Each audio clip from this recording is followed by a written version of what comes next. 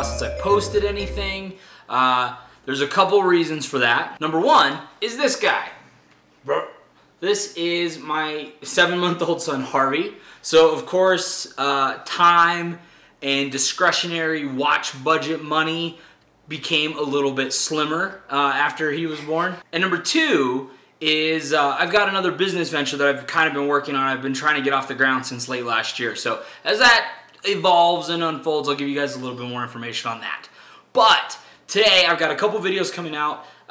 So the first one, we're going to talk about a brand new reactor that came out called the Titan. We've got a lot of badassness to discuss, so let's get right into that. Boom. Alright guys, so here we have the Reactor Titan.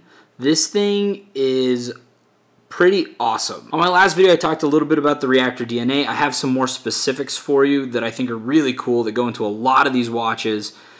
Number one is every reactor watch has a solid forged steel case and case back. I mean, you can just tell by looking at this case back how heavy it is compared to like the stamp or pressed case backs. This one is water resistant to 200 meters. So this one has a Swiss parts movement. They range. Some of these use Japanese movement.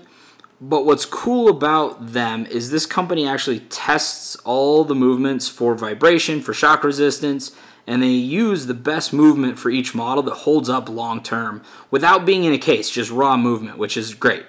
The crystal on these is what's called K1 ceramic glass. It is about 30%, according to the owner of the company, it's about 30% less scratch resistant than sapphire, but it's about 400% more shatter resistant. So it holds up really well. A couple of the other things on this one. Down here you see the ND. This is their Never Dark technology. It's a patented technology that they use. No other watch company uses this. But what they use is they use Swiss Luminova on the markers and on the Arabic numbers.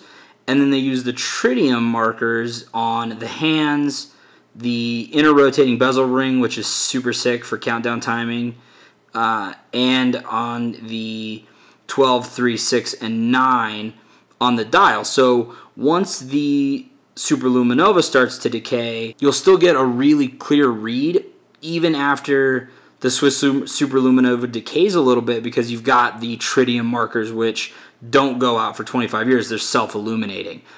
Really, really cool. All solid steel case construction. On this model and on the Griffin, they use ballistic plastic, which is the same material used on Glocks.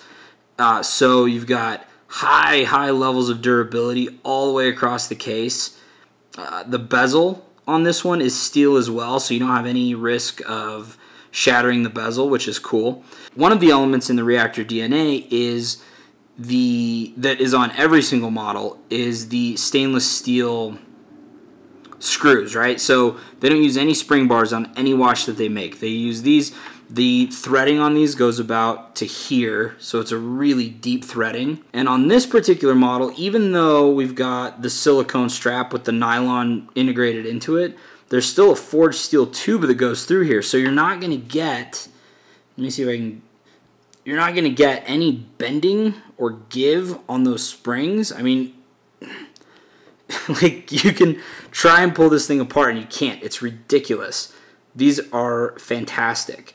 On the strap itself, what they do for the construction is they take their nylon. This is 1200 tensile strength nylon. They cut it, they cast it in the silicone on the rubber, and then they basically wrap the whole thing and cast it around the steel tube that's in place to prevent that from bending. Really cool. Heavy duty construction. You've got some heavy duty construction down here on the buckle as well, and you can see I've been wearing it, so it's a little bit dirty, but it's not too bad.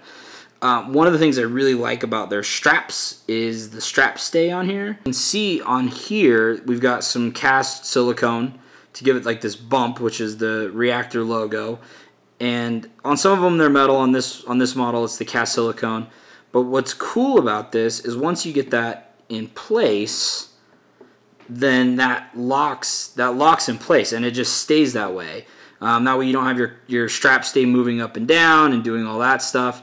Really, really cool. I think this is a really nice detail. My Sunto has something like this, and I like it quite a bit. I like the 2 offset crowns on this. So the top one is actually rubber coated, so it still keeps it water resistant, but you can turn it actively, which is a nice little detail. All of the Reactor models feature a screw down stem and crown to keep really tight water resistance. This one is no exception. So you pull it out, set the time, all that fun stuff. Super, super bright. I'm going to kill the lights real quick and just show you guys how bright this actually is. It is awesome. Yeah, so check this out. And this is just with my lights in my kitchen dimmed. It's not even like fully dark. One of the cool things that this company does is they use about 8 times more Swiss Superluminova. They do several coatings so that more energy from the light, the UV, can be absorbed and more can be returned. These are ridiculously bright. They're one of the brightest watch dials in the industry. So if you want something that's super easy to read at night, that's super durable, that can take a beating, then this might be a good brand for you guys to look at. And if you have any questions, feel free to email me or put it in the comments below, and I will try and do my best to get back to you guys. All right, hope this was useful, and until next time.